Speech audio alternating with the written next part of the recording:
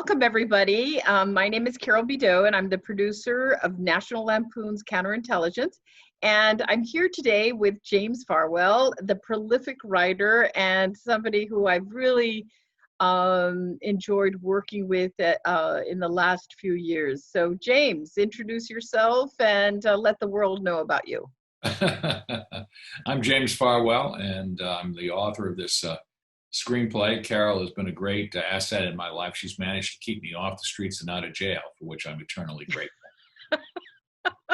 We've actually had a great deal of fun together doing work. And, the thing about movies is that those of us who like movies, and I have ever since I was 11 years old, I have a sensibility that makes us love movie people. It's why we refer to ourselves as film people. It's really true. We're just obsessed with it. We're obsessed with it as an art form, as a vehicle for entertainment, for expressing ideas, for articulating notions that are relevant to the world, that enlighten, improve, and entertain all at once. So James, tell me and the audience a little bit about how did you start this whole project of the counterintelligence? And your background is in counterintelligence, and we can't really tell you anymore because he's going to have to kill us all. So, but just tell us a little bit about how you got inspired and everything to do this film. It's a great question. Well, in looking at different ways to counter-message terrorists, I've looked at the way people around the world have done things and looked at vehicles for reaching a mass audience that could influence and shape behavior. And what I'm especially interested in finding are very positive role models that can shape behavior. And that led me to Bollywood, whose movies I've always admired. Bollywood's as an art form is rooted in legends and myths and folk tales, and it has its own particular form that has evolved over the years. It really has shifted initially from socially relevant topics such as anti-colonialism. We saw that in a movie that was made years ago called Lampoon, which was about British colonialism. The British tax collector wanted to tax a village which didn't want to be taxed. So, of course, the village challenged the British authorities to a game of cricket. And if they lost the game of cricket, they paid the taxes. And if they won the game, which of course they did, then the British tax collector would have to back down. So it moved initially through a process in the 1950s towards an emphasis on more socially relevant things to more entertainment, which you saw in the 70s. In which there was more of a focus on family-oriented. By family-oriented, I mean the subject of family as opposed to Walt Disney family-oriented movies. And then it moved from there into something that sort of replicated what we saw in the 90s in the United States, where you had a lot of action movies with a lot of violence, an increasingly permissive attitude towards sex, not that it's permissive by Western standards. And today, the Bollywood films are very eclectic. And I find the art form fascinating. It's, on the one hand, it's very positive, which appeals to me. It's very romantic. It's very cheeky and funny. It takes pride. It'll break the fourth wall in talking to the audience directly. It doesn't matter whether this is a love story or an action story. It'll switch into dream sequences. Music is an integral part of Bollywood, as it is in Indian life. When a baby is born, that birth is greeted with music and drums. People sing for rain in the rural areas. They sing when there's a harvest. The mailman sings. People who deliver milk sings. There is an integral part of life in India that uses music, and that has translated itself brilliantly into the art form of cinema. So James, tell us a little bit more of the story of counterintelligence. The counterintelligence is true to the Bollywood format in that it's a morality tale with a lesson at the end. It plays on one of the themes that you'll see in Bollywood films, which is sibling rivalry. It's just that we've played it for fun. And we've also used it to make comments on the absurdity of allowing men to run the world who want to have nuclear weapons, which are treated by them as toys, almost as if they don't really exist and without any regard to what they can do. And it's the women, and there are two very strong female characters in this who step in respectively to stop men from their access of the use of these things. And it's lots of fun. There's lots of, at one level, there's serious social commentary, but it's all done with our tongue in our cheeks, and it consciously, self-consciously breaks every convention I could think of in cinema to create a thoroughly cinematic experience. On the one hand, it uses wit and sophisticated dialogue. Too many romantic comedies today, I think, use toilet humor. This is the opposite of that. It has very sophisticated wit, lots of physical humor, but also lots of visually cinematic humor. It uses a visual vocabulary for a lot of its wit. And it's the combination of these things and the integration of music by A.R. Rahman that I think makes this unique and distinctive, but done in a way that's completely accessible and relevant to a Western audience. Tell us, what two films would you think are very similar in style or in theme to what we're trying to do with counterintelligence? You know, this really is a unique property. David Bruskin, who was the senior story editor at 20th Century Fox, who's been a dramaturg for us, said that in the 200,000 scripts he's read, he's never seen a script that's anything like that. And so it is something you haven't seen before. But two movies, one a little bit older, one more contemporary, that I think in terms of its spirit contains some elements that would be like this. A Fish Called Wanda with Kevin Kline and Jamie Lee Curtis made years ago was completely unconventional. The characters were completely wacky, yet they were very vivid and intelligent, and you could relate to them. And it was very funny because they did things that you wouldn't expect characters to do. One that has a more conventional format, but the characters are a little surprising, is the remake of Get Smart. And Steve Carell is really responsible for why that movie worked. When he worked with the producers and the screenwriters, he said, listen, in the original Get Smart TV series, Maxwell Smart, the character of it, is sort of a dummy who stumbles into solving problems. And Carroll correctly thought that that was not a good idea. His view, which is mine as well, is let's play up to an audience, not down to it. So he instructed that his character be made very, very, very smart. And he is. In a 500-page report, he'll remember a footnote on page 333, and he's appalled when his superior will say, well, have you thought of this thing? And he'll say, well, sir, didn't you read footnote 21 on page 333 where we went into all of this stuff? And that sets the tone for the kind of person so that when he's doing unusual things, it's rooted in his character and a value of discipline and hard work.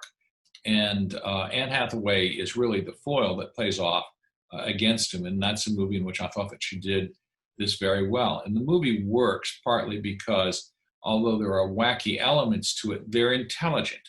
And I think that what really matters in a comedy is that on the one hand, it has to be rooted in truth, but on the other hand, it has to have plausible characters whose own perception and actions create a believable world that may be completely crazy, but rational within the context of that suspension of disbelief. And that's what we do in this particular case. Yeah, no, I will say that it is a romp from the first page, and you just never know what's going on. But that's life working with James Farwell. You never know what's going on, and you keep everybody on their toes. And it's really, I think that the audience will just really have a lot of fun. So just to bring it to light to the audience also, how has all this COVID time changed, or how is it affecting your work and during this time? Well, of course, as a writer, one sits at a computer and looks at blank pages and tries to fill it up with things that don't make you look like the complete fool that we all feel that we are. Writers go through these very paranoid states. On the one hand, we think that what we write would turn Shakespeare green with envy, and then we give it to other people who think that it's suitable for wrapping fish. And so one tries to find a medium in which you are doing things. For myself, I must say that I do have very definite points of view about this. I really believe in characters that are rooted in very strong, very clear values. And I also believe in characters, even the bad guys, have very clear values. The bad guys in this movie are just as much fun as the hero. They always say that villains are more interesting than protagonists, and certainly there's some truth to that. It can be more fun, I suppose, to work for the evil empire than for the Federation. All the Federation can do is sit around and be holier than thou, while the evil empire has a good time blowing up planets and yucking it up, all in the name of hubris. But I believe in having characters that are strongly drawn. One of the things that I do, I think especially well, is I draw very strong female characters. And this movie has two of them. But Tamir, who is the lead character and who is jealous of his brother, who is the Maharaja and wants to displace him, is a very particularly detailed character, as is his sidekick Zaza. And part of the trick in this was to keep this romantic and fun. It's not a movie, for example, about terrorism at all. It is really a love story. And it's totally about one brother looking up to his older brother and trying to best him in whatever way that he can. And he breaks all the conventions. He's not interested in money because he's smart. He's already made money. He wants to be a big man on campus. And so he's looking for ways to sensationalize himself so that he, who is insecure, essentially can get attention from people. This guy feels neglected. His brother is the one that everybody reveres. And his attitude is, wait a minute, I'm here too. And so the movie has a lot of fun with dealing with the foibles that Tamir does. And all of these characters have arcs, and they all move through one phase or another, and they eventually come to periods of self-revelation as to who they are and what they are. And I think that's very important, because at the end of a morality tale, there has to be a lesson that's learned, and everybody has to take truth from the lessons that become manifest. What's one of the lessons that you want the audience to go away with? Well, I think that there are two of them. One is that crime doesn't pay, the futility of crime, which is a traditional theme of Bollywood movies. Remember that we're using the form of Bollywood, but we wanted to draw on as many traditional elements as we could, but just to translate that into a different form, rooted in but thoroughly distinct from your traditional Bollywood movie. This is a movie that has to have high production values. One of the problems with a lot of Bollywood films is that they're done on a very small budget, and while the choreography for the dancing is usually very good, the music is often interesting, but they don't really do the technical side of a lot of their movies as well as we need it to be. But again, going back to your notion of what are the lessons, one of them is crime doesn't pay. I think the other one is that ultimately love does pay off, that love does conquer the forces of darkness, which again is a traditional theme of Bollywood. And of course, there is the absolute of the commoner finding out that the person he's fallen in love with secretly is a princess, because we always want to have a protagonist, whether it's a male or a female, find out that the person they fall in love with, whom they thought was a commoner, really is a prince or a princess. And so this one pays respect and homage to those forms, but articulates it in a very different way that will break convention and entertain and surprise and delight, which is what you want to do with comedy. Great. Well, James, let's leave everybody with my Proustian question that I love to throw at creative people. Because I think it gives you a lot of hindsight into who you are and what your life beyond the screen pages. So when and where are you happiest? Well, talking to you, Carol, I mean, that should be self-evident to anybody watching this. Besides that. You always reinforce my completely perverse sense of genius. And the other thing is it gives me the opportunity to test out my lines to make sure that they work. And I unerringly do that before my two Labrador retrievers. I tend to prance up and down in workout clothes and recite lines. And they look at me and they seem to be very interested, especially as I get closer to a jar that's full of cookies. So I definitely would say, as somebody that has been working with you, that I think one of your happiest is when you're putting on the page all these unbelievable, just out of the box ideas. And it's a joy to work with you.